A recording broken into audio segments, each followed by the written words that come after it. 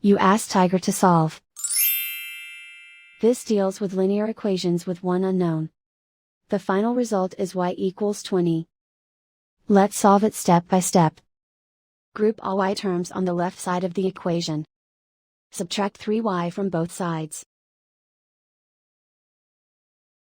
Group like terms. Simplify the arithmetic. Group like terms. Simplify the arithmetic. Group all constants on the right side of the equation. Add 3 to both sides.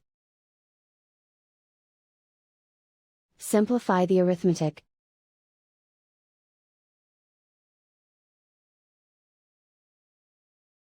Isolate the y. Divide both sides by -2. Cancel out the negatives. Simplify the fraction. Cancel out the negatives. Find the greatest common factor of the numerator and denominator. Factor out and cancel the greatest common factor.